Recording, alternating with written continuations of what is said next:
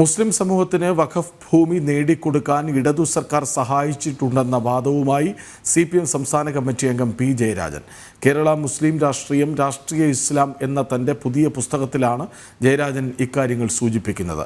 മുസ്ലിം സമൂഹത്തിന് വേണ്ടി ചെയ്തു കൊടുത്ത കാര്യങ്ങൾ സൂചിപ്പിക്കുന്നതിനിടയിലാണ് ഭൂമി തിരിച്ചു പിടിക്കുന്നതിന് അന്വേഷണ കമ്മീഷനെ നിയോഗിച്ച കാര്യങ്ങൾ പറയുന്നത്. വിവരങ്ങളുമായി അനഘ ഹർഷനും അരുൺ കൊടുങ്ങൂരും ഒപ്പം ചേരും. ആദ്യം അനഘയിലേക്ക് പോകാം എന്ന് തോന്നുന്നു. അനഘ, P. ജയരാജൻ്റെ ആത്മകഥ നേരത്തെ തന്നെ വിവാദമായതാണ്. ഇപ്പോൾ വഖഫ് വിഷയത്തിൽ കൂടി ഒരു അവകാശവാദവുമായി മുന്നോട്ട് വരുന്നു. CPMന് ബൂമറാങ് ആകുന്നു P. ജയരാജൻ്റെ ആത്മകഥ ഒരിക്കൽ കൂടി.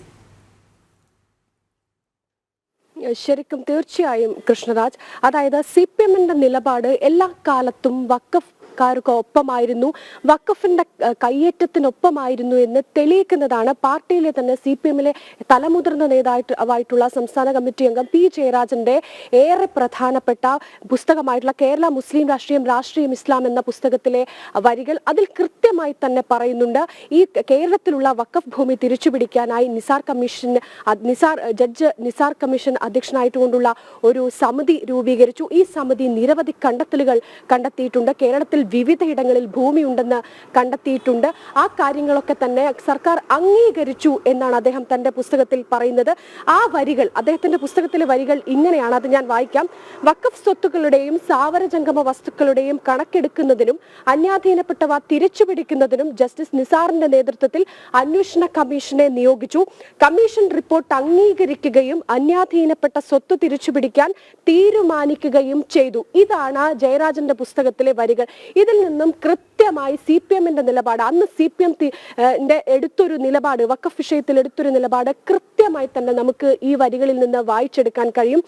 നേരത്തെ മുൻ വഖഫ് അധ്യക്ഷൻ ബോർഡ് ചെയർമാൻ അടക്കം പറഞ്ഞിരുന്നു, ഈ CPM കൊണ്ടുവന്നിരിക്കുന്ന നിസാർ കമ്മീഷൻ റിപ്പോർട്ട് പ്രകാരമാണ് ഇപ്പോൾ മുനമ്പത്തടക്കമുള്ള ഭൂമി തിരിച്ചുപിടിക്കാനുള്ള ഒരു ശ്രമം ഉണ്ടാകുന്നത് എന്നതടക്കമുള്ള കാര്യങ്ങൾ പറഞ്ഞിരുന്നു. പക്ഷെ CPM ഈ കാര്യങ്ങളൊക്കെ തിരസ്കരിക്കുന്ന, അങ്ങനെയല്ല എന്ന് പറയുകയാണ് ചെയ്തിരിക്കുന്നത്. എന്നാൽ ആ വാദമുഖങ്ങളൊക്കെ പൊളിക്കുന്നതാണ് ജയരാജന്റെ പുസ്തകത്തിലെ ഈ വരികൾ. നമുക്കറിയാം, ഈ നിസാർ അധ്യക്ഷനായിട്ടുള്ള കമ്മീഷന്റെ റിപ്പോർട്ട് തികച്ചും ഏകപക്ഷീയമായ ഒരു റിപ്പോർട്ടായിരുന്നു അവർ സർക്കാരിന് സമർപ്പിച്ചിരുന്നത്. സർവേ നടത്താതെ, രേഖകൾ പരിശോധിക്കാതെ, ഒരു വിഭാഗത്തിന് സപ്പോർട്ട് ചെയ്തുകൊണ്ട് മാത്രമുള്ളൊരു റിപ്പോർട്ടാണ്. ആ റിപ്പോർട്ടിലെ ഏറ്റവും വിചിത്രമായ ഒരു കാര്യം, മുനമ്പത്തെ കേരളത്തിൽ 25ഓളം വഖഫ് ഭൂമികളുണ്ട്. അതിൽ 15ാമത്തേതാണ് മുനമ്പത്തെ ഭൂമി. അങ്ങനെ ഇത്തരത്തിലുള്ള അതിവിചിത്രമായ കാര്യങ്ങൾ പറഞ്ഞുകൊണ്ടിട്ടുള്ള റിപ്പോർട്ടായിരുന്നു മറ്റൊന്ന് മുനമ്പത്തുകാർക്ക് ഈ റിപ്പോർട്ടിനെ കുറിച്ച് ഒന്നും അറിയില്ലായിരുന്നു എന്ന് കൂടി ഉണ്ടായിരുന്നു. ഇങ്ങനെ തികച്ചും വിചിത്രമായ ഒരു റിപ്പോർട്ടാണ്. വഖഫിനെ അനുകൂലിച്ചുകൊണ്ട് ഒരു പ്രത്യേക വിഭാഗത്തിന് മാത്രം സപ്പോർട്ട് ചെയ്തുകൊണ്ടുള്ള നിസാർ കമ്മീഷൻ റിപ്പോർട്ടാണ്. ആ റിപ്പോർട്ടിനെയാണ് തങ്ങൾ അംഗീകരിച്ചിരിക്കുന്നു, അത് നടപ്പിലാക്കാനുള്ള നീക്കം നടത്തണമെന്ന് സർക്കാർ അന്ന് നിലപാടെടുത്തിരുന്നു എന്നതടക്കമുള്ള കാര്യങ്ങൾ ജയരാജൻ തുറന്ന് എഴുതിയിരിക്കുന്നത്. എന്തായാലും ജയരാജന്റെ ഈ വരികളിൽ നിന്ന് കൃത്യമായി CPM എല്ലാ കാലത്തും എടുത്തിരിക്കുന്ന നിലപാടുകളെ കുറിച്ച് നമുക്ക് കൃത്യമായി മനസ്സിലാകും.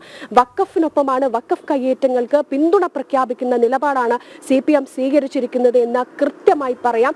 നിലവിൽ ഒരു ജനത തങ്ങളുടെ അതിജീവനത്തിനായി പോരാട്ടം നടത്തുമ്പോൾ ഗാലറിയിലിരുന്ന് കണി കാണുന്ന രീതിയാണ് സർക്കാർ ഇപ്പോഴും സ്വീകരിച്ചിരിക്കുന്നത്.